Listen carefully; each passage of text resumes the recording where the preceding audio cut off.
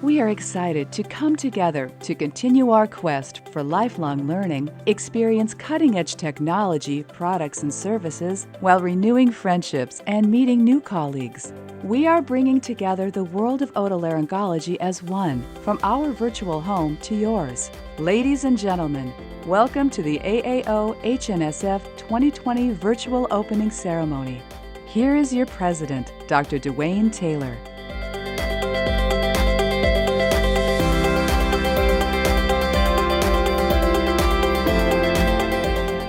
Greetings. I extend a personal welcome to each of you as we bring together the world of otolaryngology for the AAO-HNSF 2020 Virtual Annual Meeting and OTO Experience. I would especially like to recognize our international guests of honor, who this year are from the Caribbean, Egypt, Germany, and Taiwan. Before we begin this opening ceremony and embark on this year's excellent education program, I would like to express gratitude to all of the otolaryngologists and to all in the healthcare community around the world, in urban and rural areas, in private practice, and academic settings, who risk their own lives, who work to find answers, and to continue patient care. Your outpouring of care, compassion, and selfless volunteerism, and the ability to shine a light forward during this challenging time has inspired us all and truly made a difference. In the spirit of We Are One, please join me now in a moment of silence for all who have lost their lives since the start of COVID-19.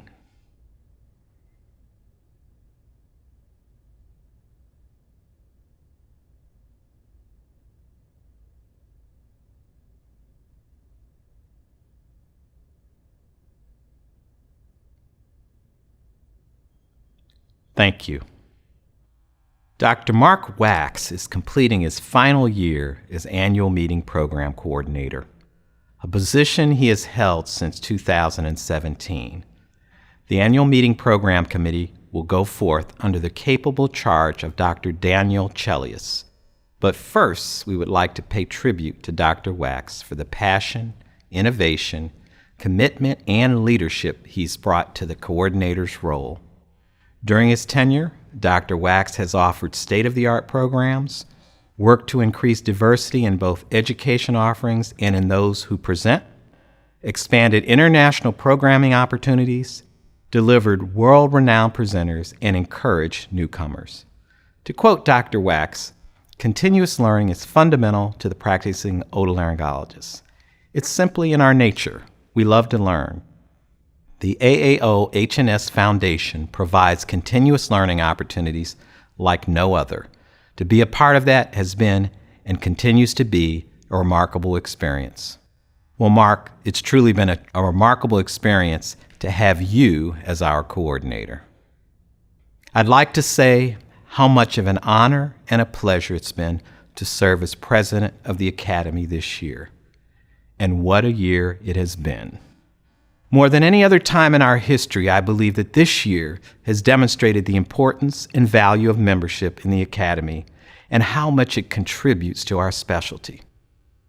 Let's take a look at the year in the review. We faced conditions that overwhelmed our practices and society like we've never seen before. I'm proud to say that our Academy rose to the occasion to provide rapid responses and assistance to our members. Guiding this vessel through the storm of the pandemic and the social unrest arising from social injustice has been challenging. Certainly these events were unanticipated, but leaders seldom get to choose the circumstances they encounter and must be ready for what occurs. I've been proud to lead our dedicated staff, our executive committee, and board of directors who responded with poise and professionalism. Our committee chairs, section chairs, and our members all stepped up to the task without question when called upon and are appreciated. How can anyone forget this year? The additional stress caused by COVID-19 has taken its toll on our physical and mental well-being. The Academy has strived to be a supportive resource to help you get through the difficult times. When the coronavirus appeared on the scene, I'm proud to say our Academy provided daily communications, relaying the latest information necessary to protect yourself and provide patient care. Our Academy, through its Anasmia reporting tool, helped to validate anosmia and dysgeusia as a major indicator of the presence of COVID-19. We provided a platform for our members to gather and share information on our website through ENT Connect, much of which was taken back to their respective practices to assist them in providing safe care. Additional resources concerning federal, local, and international regulations, practice assistance opportunities, return to practice, and the disease itself was made available to all individuals in our specialty, not just members. Our residents were provided with free access to all educational materials to keep them engaged. Leaders have no time to waste just pontificating over the problems in a crisis situation. You must talk about the problem, create the plan, and act. Our entire staff was already prepared to work remotely before the pandemic was ever on the scene. The plan to disseminate necessary information of all types was already in place. And in this crisis situation, the Future of Otolaryngology Task Force played a critical role in providing members with transitioning safely back to practice. On the heels of the pandemic, additional critical events sent shockwaves around the country and the world pertaining to social injustice. We acknowledge the effects that lack of access, inadequate diversity and inclusion, implicit bias, and social determinants of health play in disparity of health care. And we're committed to assist our members and their patients to help identify and remedy current inadequacies. It's been said that crisis creates opportunity for creativity and innovation and generates the emergence of leadership. When you manage a crisis, defeat is not an option. Our existing leadership and staff all stepped up during this year, and I thank them. To our members, particularly those who engaged with our Academy and provided critical insight and recommendations, you are leaders and you stepped up, and I thank you. I thank my family, including my wife Hermeline and my daughter Arlie, for their love and support during this year, and I also thank God. It's been an important and memorable year, which I will appreciate and remember forever. I will continue to serve and support our illustrious and great organization in the future. Our members' commitment to the world makes this organization great, and that has never been more clear as we have stood together as one in 2020. Thank you.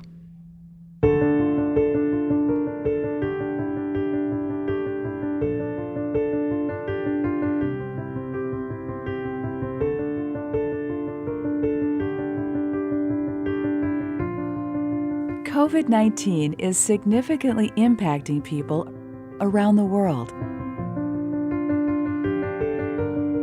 What we need to get us through this unfamiliar landscape is love,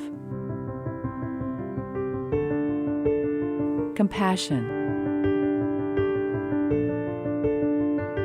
appreciation for everyone in this fight, and the dedication of people like you.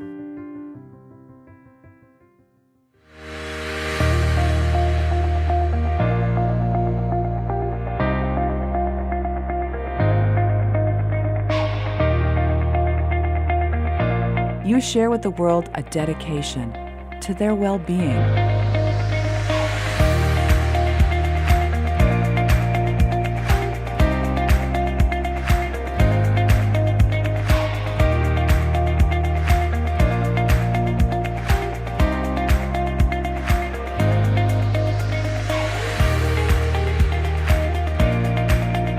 You are healing the world every day with your unique expertise and teamwork.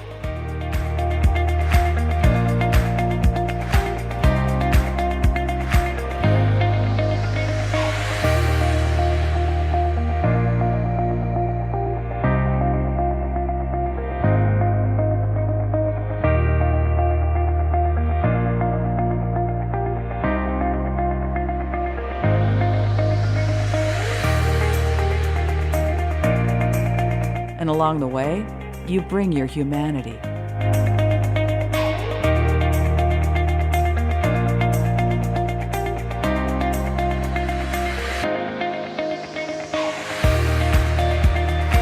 You are here for the world.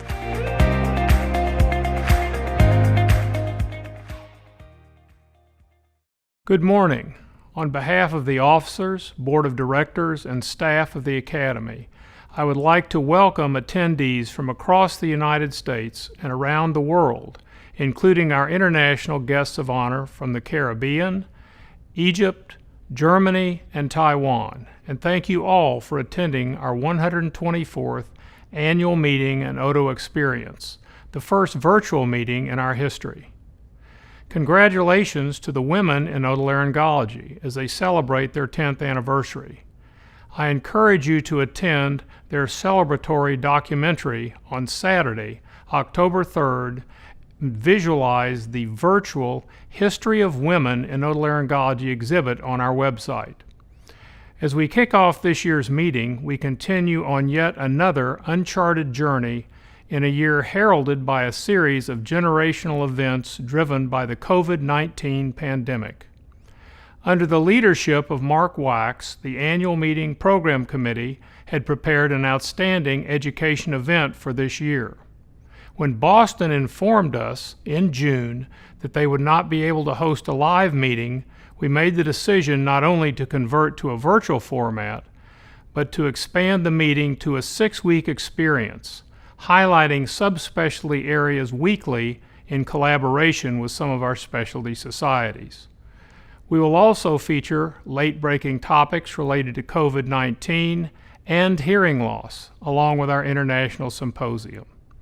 This innovative model will allow our attendees flexibility as they view the program and also enhance our ability to distribute the entire program worldwide. I'm especially proud of the otolaryngologists and healthcare providers around the world for the professional and sacrificial way they responded to the unprecedented global crisis, putting themselves at risk for patients with a highly transmissible and virulent disease.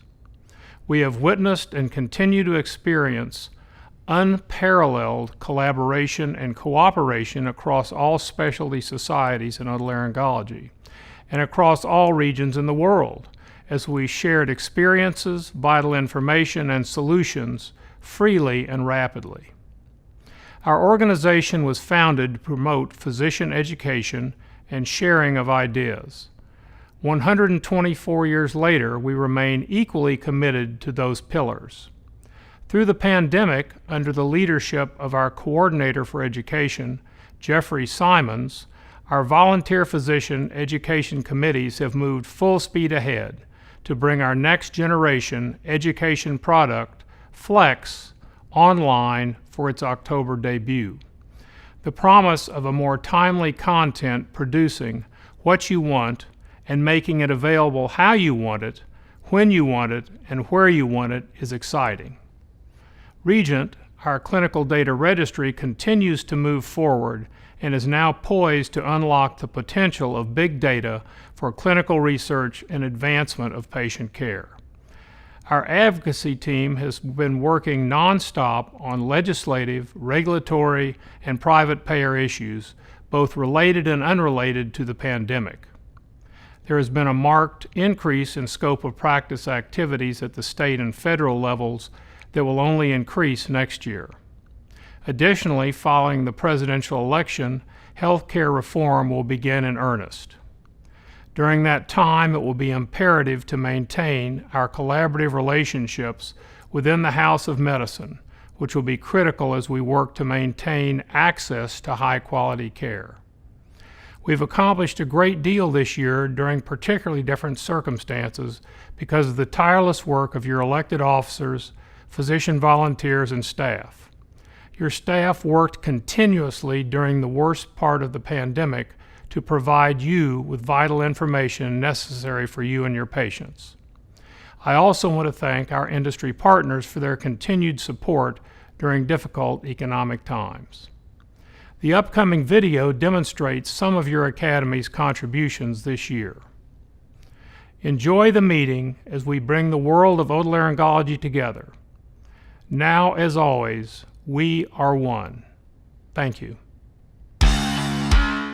You are here for the world. We are here for you.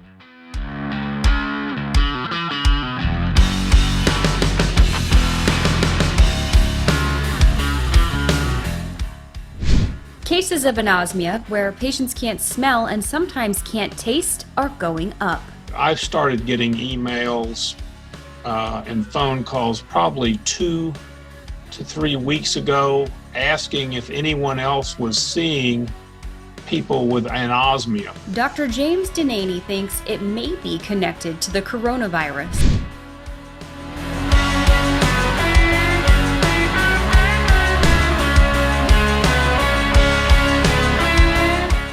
So on March 22nd, Dr. James Denaney and the Academy of Otolaryngology published a statement.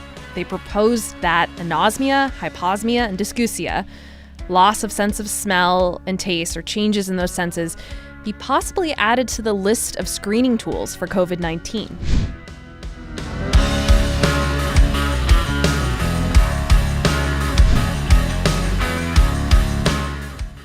Research from scientists at King's College London found almost 60% of patients confirmed positive for COVID-19 reported losing their sense of smell and taste.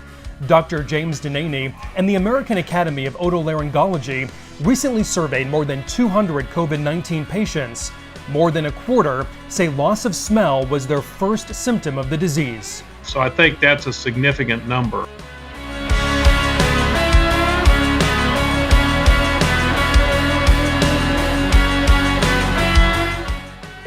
I should tell the audience listening to this podcast that this recording was scheduled to start at 7 p.m. And that time corresponds to when New Yorkers cheer and celebrate for healthcare workers every night. So we actually had to delay the recording a few minutes because it could be heard outside of your apartments. And I will tell you that's applause that you two both well deserve. Why don't you share some other feedback that you've gotten along the way?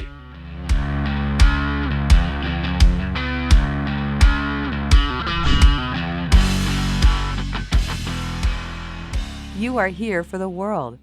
We are here for you. Hello again. It's now my privilege to present to you the 4 individuals I selected to receive the Presidential Citations this year. Each has had a profound influence on my life and made outstanding contributions to the specialty. I met Dr. Bowers just before I began my residency. Our paths have crossed many times, and I consider him a mentor in my involvement with the Academy. He was responsible for the Harry Barnes Society having a seat on the Board of Governors and serving as its first representative. I will always admire his leadership, accomplishments, and commitment to the diversity of our specialty, the community, and his family. Thank you, Dr. Bowers. Dr. Brown has been in private practice for over 35 years and trained countless residents and medical students as an assistant professor at Charles R. Drew University of Medicine and Science and the University of California, Los Angeles. He was one of the most influential teachers during my training. He has helped serve an underserved community at King Drew Medical Center and has given back in so many ways to the community. Thank you, Dr. Brown. I first met Dr. Francis at an academy meeting when he was doing a poster presentation while a medical student at Harvard University. I knew then that he had a propensity for making a difference in academic medicine within our specialty. I admire his academic accomplishments, his leadership within the specialty, including serving as president of the Society of University Otolaryngologists Head and Neck Surgeons, and his role in improving the diversity of our specialty, and now as his role as chair of Duke University's Head and Neck Surgery Department. Thank you, Dr. Francis. When I first met Dr. Coopersmith, I knew he was a visionary and trailblazer, setting the stage to become the youngest Academy president. He listened to my concerns I brought to him after a meeting with the sister societies related to the lack of diversity in Academy membership and leadership. He not only supported the cascade of progress that would follow, but participated in the first ever mini-seminars on cultural competence, health disparities, and health literacy. Thank you, Dr. Coopersmith. Together, we have responded to the COVID-19 crisis as one and will continue to do so under the leadership of your next president, Dr. Carol Bradford. You are about to experience a first in the Academy's long history, the first ever virtual ceremonial passing of the gavel. Take a look. Hello, Carol. Hi, Dwayne. I send greetings from Michigan, soon to be Ohio. Welcome to the official first ever virtual passing of the gavel. Dwayne, thank you for your service as president during the most disruptive year most of us have experienced. The membership and specialty have benefited from our response to the COVID-19 pandemic and escalating social issues. Thank you, Carol. And I am confident you will provide outstanding leadership as the Academy continues its work related to COVID-19 and continues its work on vital initiatives affecting our members and their patients. I'm glad to know you received the Presidential Medallion. Wear it in good health, and I wish you well in your term as president. I appreciate your well wishes and look forward to the coming year. On behalf of the Academy, I am pleased that you have received the past president's gavel and pin. Thank you, Carol. We have many things to look forward to in the upcoming year, and among them is our new otolaryngology education network, OTO-Logic. Take a look.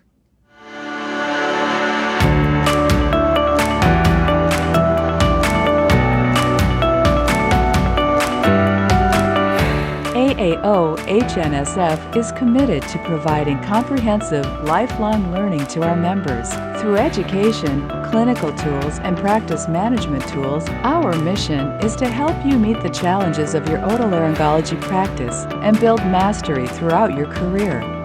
Because of our continuing commitment to our members, we have reinvented our educational offerings, taking them from good to great. AAO-HNSF is proud to introduce OTO-Logic, your otolaryngology learning network.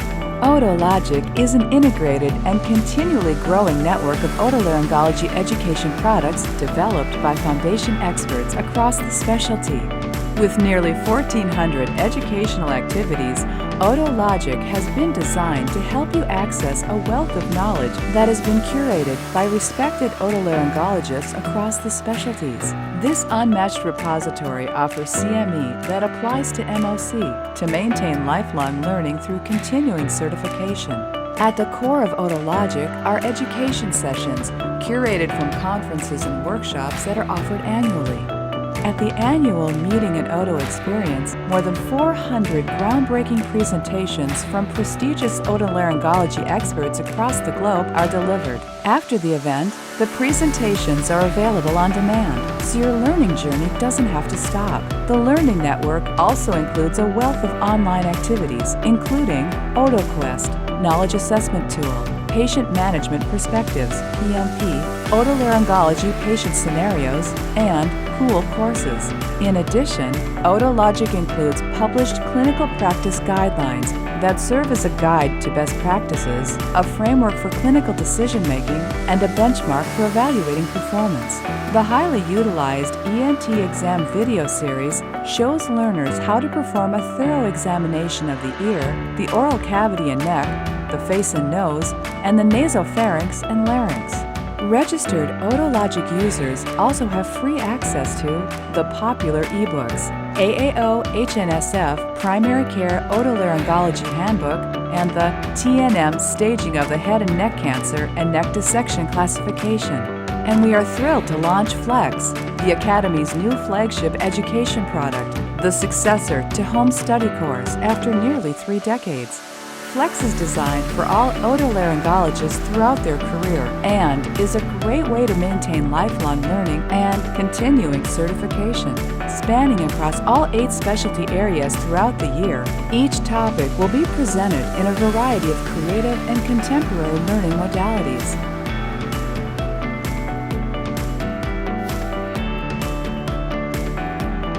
An annual Flex subscription product will include 8 sections consisting of a variety of creative and contemporary learning modalities, allowing you to tailor your education experience.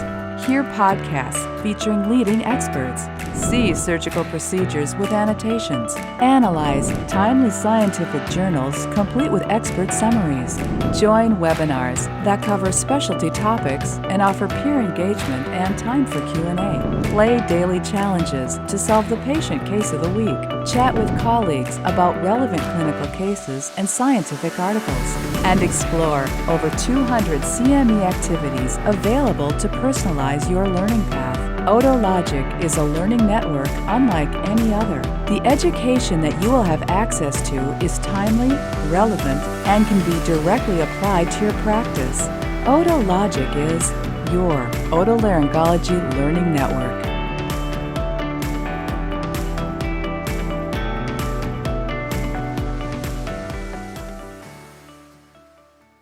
This year's keynote speaker is a physician, inventor, emergency responder, and consultant in the fields of technology, healthcare, artificial intelligence, social innovation, big data, and disaster response. He is also a founding member of the WHO's Digital Health Roster of Experts and an emergency responder and former CDC epidemiologist and outbreak investigator. Please welcome Dr. Joel Solonikio. Ladies and gentlemen, thank you so much for having me here to present the keynote at the conference. Today I'll be speaking about pandemics, science, and medicine, challenges and progress from 1918 to 2020. As I think everyone in the audience knows, we're in the middle of a COVID-19 pandemic, which peaked back in April with a total of about 7 deaths per million people per day. Back in 1918, almost exactly 100 years ago, there was another pandemic, which at its peak was about 10 times as bad. Now, keep in mind, of course, we don't know when the COVID pandemic will end. But so far, the pandemic in 1918 was an order of magnitude worse than the one that we're experiencing. The peak death rate of that pandemic, if you were to apply it to a population of the United States that we have now of 330 million, rather than the 100 million Americans that existed at that time, would be about 25,000 deaths per day. Now, despite the fact that, again, there's this difference between the magnitude of the pandemics, at least so far, and we hope, there were many similarities. Both now and then, people worried about school closings and closings of theaters and other forms of entertainment. People worried about the closings of sports and games postponed.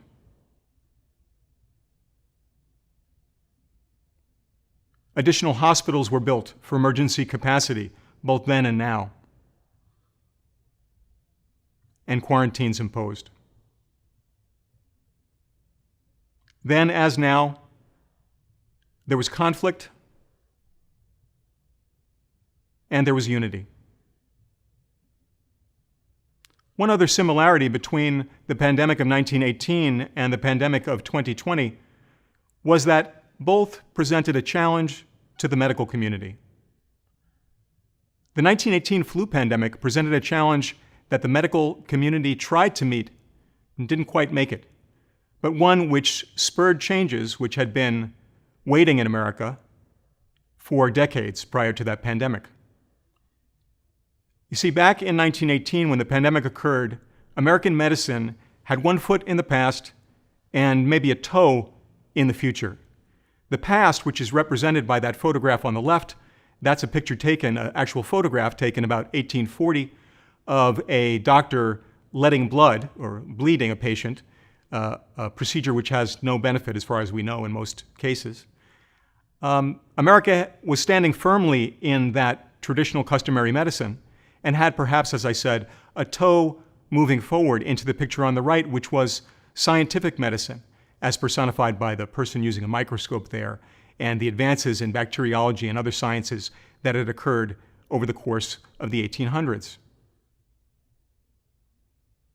This, I call a conflict or a contest between customary medicine, between medical custom and medical science.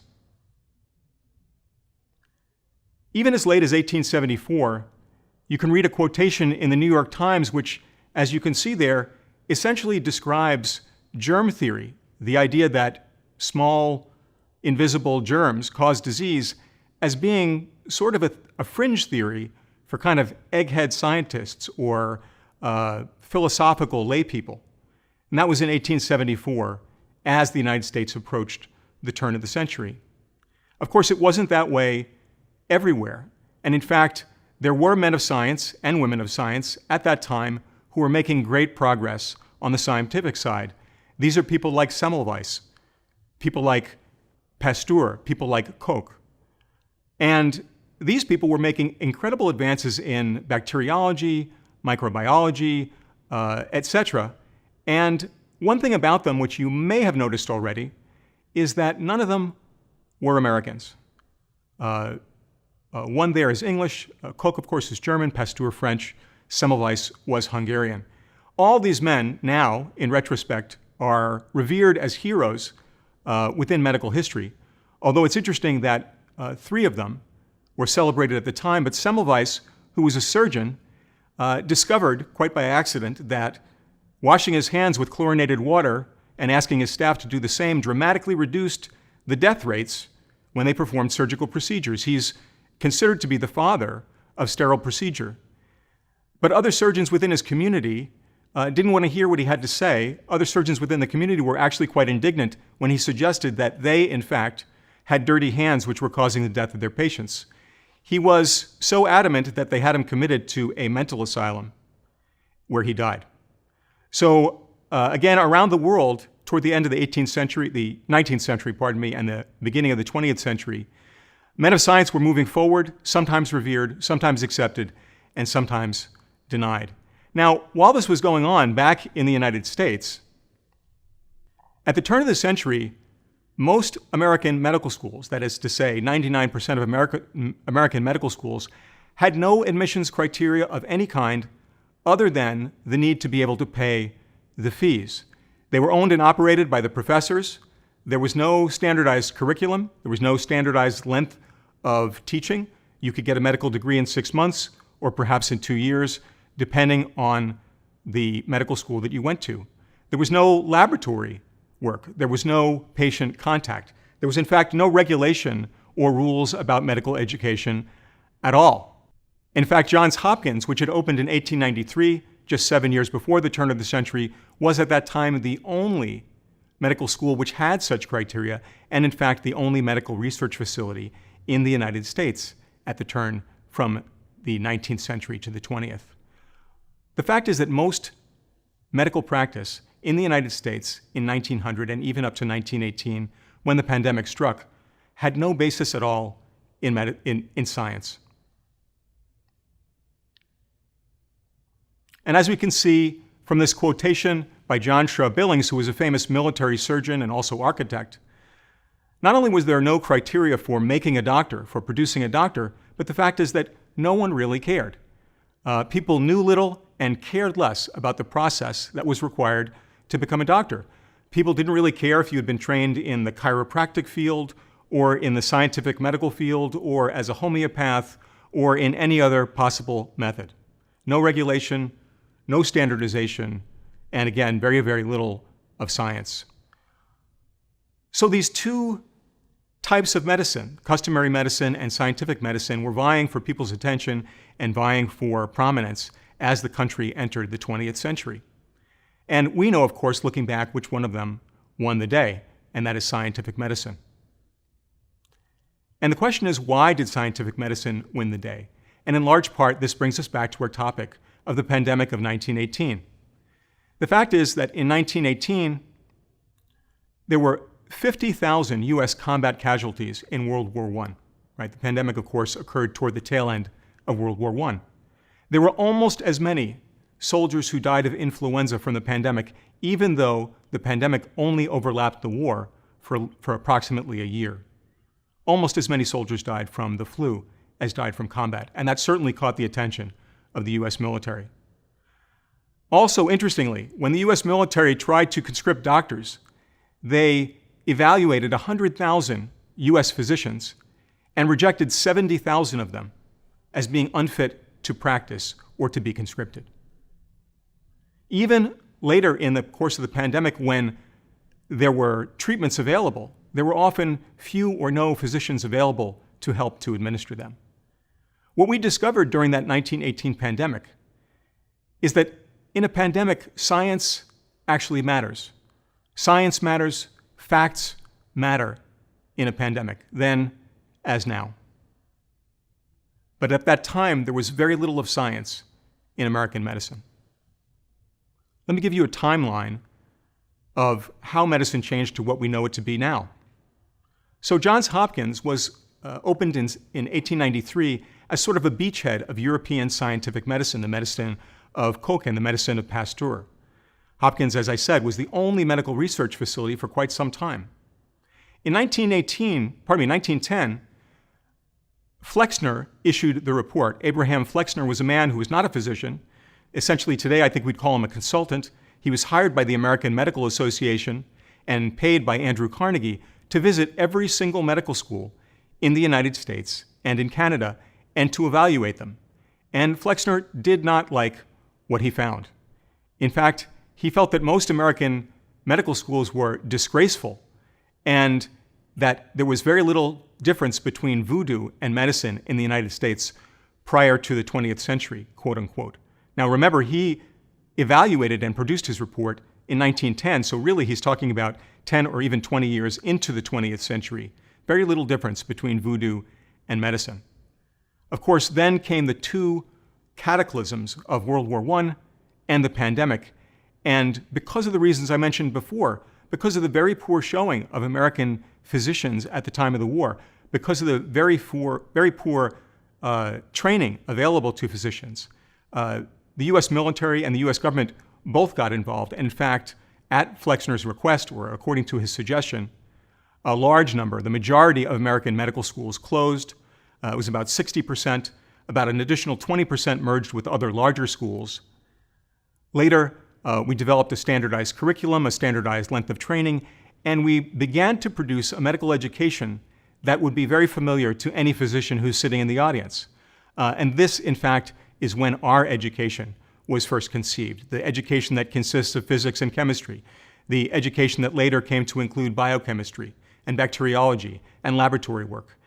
Because of our challenge in World War I, and especially in the pandemic toward the tail end of the war, and our failure, in fact, to meet that challenge. That is why we were able to see what was lacking in American medicine and take that leap into the future to follow Pasteur and Koch and Semmelweis in creating an American medicine that would later go on to lead great changes and enormous increases in lifespan and quality of life. The challenge for 20th century medicine was to catch up with the rest of the world. It was to incorporate the science that had already been incorporated into agriculture, for example, with the vaccination of sheep for anthrax that was pioneered by Louis Pasteur but wouldn't be followed with anthrax vaccination in humans for more than 50 years. The type of advances that had produced many of the inventions, the light bulb, the car, the locomotive, etc., and many of the scientific advances, these had gone through many different fields besides medicine, and medicine was a bit late to the game. Now that we've talked about the pandemic of 1918 and the challenge that tested American medicine and pointed out some of the weaknesses, in this particular case, the weakness being the way that doctors were educated and the framework that they used to evaluate patients and to evaluate the world, let's shift our focus to the pandemic of 2020. And now, of course, we're looking at the pandemic of COVID that we're right in the middle of, and this also poses a challenge to medicine and to healthcare. And as with the challenge posed to the doctors of 1918, the challenge here is going to force changes that, in this particular case, have been waiting for years to move forward. And here, rather than a conflict between customary medicine and scientific medicine, here we're really looking at a problem with information technology, being, I believe, the main problem highlighted during the course of the COVID epidemic.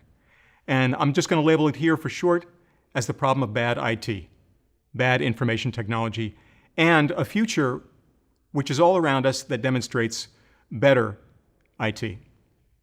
The fact is that in 2020, healthcare IT is terrible. You don't have to take my word for it. You can read articles in the New York Times or the Wall Street Journal. Last year, Kaiser Health News, in an article entitled "Death by 1,000 Clicks," said, "The U.S. government claimed that turning American medical charts into electronic records would make healthcare better. safer, and cheaper.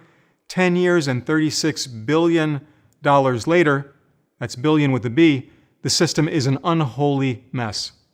The fact that within American medicine, probably the second most common, if not the most common method of transferring data is the fax machine, second only to paper, gives us an idea of where we are in relation to the incredible information technology that is occurring all around us. Of course, what's happening in American medicine is not all of what's happening in health and IT. And in fact, there are great figures within health and IT right now, figures like Wojcicki, figures like Cook and Pichai and Bezos, who are making incredible strides in information technology and health and medicine right now. Strides like automated reading of retinal scans to detect diabetic retinopathy, a revolution in pharmaceutical supply chain, sub-$100 genomic tests for the average citizen, EKGs on a watch, EKGs that can detect AFib without human intervention. These are all enormous advances in medicine and healthcare, but you probably noticed that none of these people actually work within medicine or healthcare. They work within the field of information technology. Now, meanwhile, back in healthcare, EHRs have been shown to increase physician burnout, to increase the workload, increase medical errors, to reduce productivity and increase the workload. And here I have to pause and point out, I've spoken about this a lot, and I've asked many different audiences in many different industries if they can come up with an example of an industry that moved from paper to digital and as a result experienced decreased productivity. And so far, in asking this question for about 6 or 7 years now, healthcare is the only example that I have been able to come up with.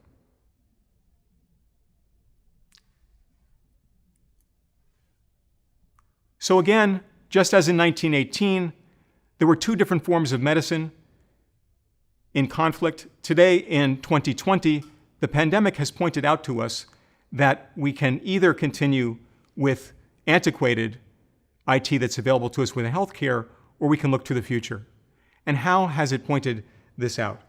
Well, we're now 6 months into COVID in the United States, a very rich country, with approaching 175,000 deaths. And we can say that almost all U.S. hospital reporting of cases and deaths is done manually. Manually entered and manually gathered. Ladies and gentlemen, I have seen people in metropolitan cities in the United States at hospitals where their method of reporting is to take a picture with their phone of an Excel spreadsheet on the screen of their desktop and then send an email message with that picture so someone else can look at it on their phone, and while looking on their phone, type it into another spreadsheet on their desktop in the middle of this pandemic. Quite shocking. Now, of course, while we have only manual data entry for deaths and cases, etc., at least we have a central system. This is the system you may have heard was at CDC, then moved to the parent agency HHS, and now is back at CDC. But for other critical elements of our response, for example, the amount of PPE, the amount of other supplies, the amount of ventilators, we have no such centralized system. We, in fact, have no system at all. Now, don't get me wrong, all that information, the amount of PPE we have, is in someone's database at every hospital. The supply chain people, the people who order this stuff, they have that information. But none of this is connected, and much of it is still on paper. Our best understanding of the pandemic and its progress comes not from healthcare and not from government, but from media agencies, some of whom, like, for example, the New York Times, have the wherewithal to put reporters in the role of calling every hospital, for example, in New York City, and over the phone collecting all the information they need, providing it to their graphics department to produce the graphics that we see. We can't ask the government for this. We can't ask the hospitals for these types of critical visualizations. We have to ask news agencies, and in some cases, even volunteer ad hoc groups of programmers and data visualization specialists and data science specialists who are able to provide this for us. This is really a shocking fact about healthcare in the United States, that when pressed with this emergency, we are not able to, as a community, provide a clear, overarching picture of what exactly is going on. The fact is, at this point, we're also, quite incredibly, unsure of the mortality rate from the virus. We're not quite clear on the risk factors. We don't exactly know how it's spread. There's still a great deal of controversy about whether it's spread by aerosol or whether it's spread by some other means, by droplets, for example, which is the main theory. We don't know what the beneficial treatments are. Again, quite a controversial topic in one of the most resource-filled countries in the world, 6 months into this problem. What we've discovered, ladies and gentlemen, is that in a pandemic, healthcare IT matters. We can mutter about the quality of our EHRs under normal times, and the fact is, all of us physicians, if you're working with a sub-average EHR, just work a little bit harder, but probably no one dies. In the case of a pandemic, healthcare IT matters. It matters just as science mattered to our forefathers and foremothers of medicine 100 years ago. The problem is that in 2020, medicine has hardly any IT to speak of. Now, this is not that much of a mystery if you look at different sectors of our economy, including healthcare, and how much they spend. This is a graph from 2018 data showing the amount of money spent per sector on IT. As you can see, consumer IT, which is to say iPhones and Android tablets and video games and all the rest of that stuff, that's the giant. But the dwarf in this picture is healthcare, which is barely visible all the way on the right-hand side. Despite being the largest employer in the United States, despite being a colossal and profitable industry, healthcare spends a tiny fraction of what other industries do on IT. And during this pandemic, it shows. One way to think about this is to think about all the EHR companies that you know, in fact, the health IT companies that you know, big names like Epic and Cerner, and then to realize that Apple makes more money selling AirPods than all of those companies you can think of combined. I'll say it again. Apple makes more money selling AirPod earphones than all of the big tech giant gorilla in the room companies that you can think of. Again, like Epic, Cerner, McKesson, GE, etc. And the fact is, I pointed out before that while healthcare IT is in many ways subpar, amazing things in medicine and health are being done by those in the technology industry. Well, keep in mind, Apple's among those companies.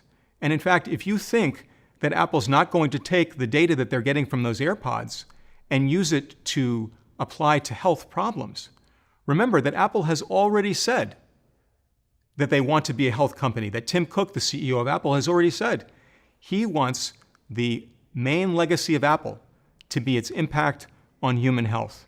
Apple is now the leading method to integrate medical records for consumers.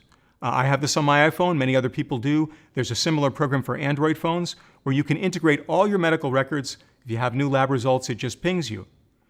Now, I went to the doctor recently. I'm happy to say that my first child was born. And I was astonished to find that here in Washington, D.C., that all the medical information I was given was on paper.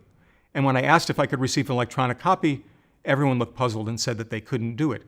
That in fact, I couldn't get access to an electronic copy of my newborn son's medical record, even in one of the most powerful cities on earth.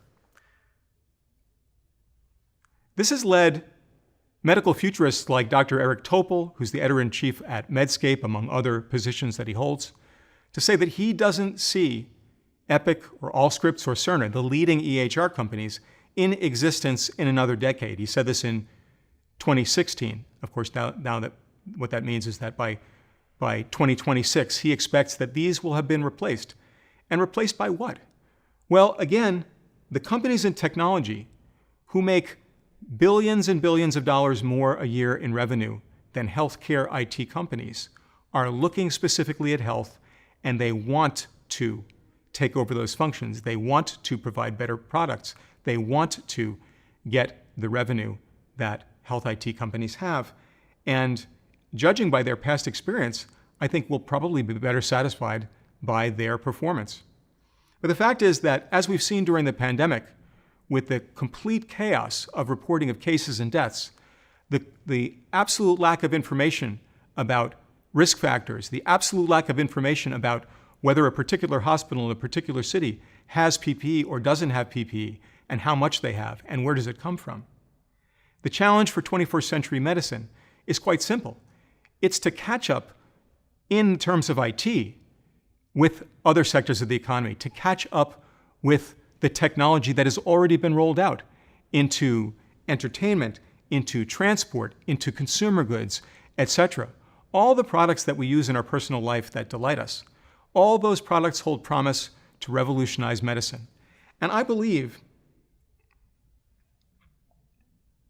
that just as the move from customary non-scientific medicine to scientific medicine after the 19 pandemic, after that opened up 100 years of the greatest period of medical science in the history of the world, enormous increases in lifespan, conquering diseases like smallpox and anthrax, as I mentioned before, just an incredibly productive period, the most productive period for doctors in our history, in the history of humanity. I believe that the same thing is going to happen once we combine the forces of our technology, and the technology in America is, in many regards, the best information technology in the world leader in AI, the world leader in data science and big data.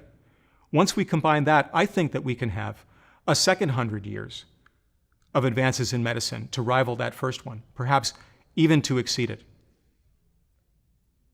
Ladies and gentlemen, we've covered a lot of ground today, and I'd like to give you a moment to have a look at these slides so you can collect your thoughts and perhaps develop some difficult questions for me to answer during the question and answer period, which will be coming up. I thank you for your attention. I thank you in advance for those questions, and I'd be happy, of course, to answer the questions or to hear from any of you offline by email or any other means. Again, thank you so much for inviting me to present this keynote. I look forward to speaking to you at the conference.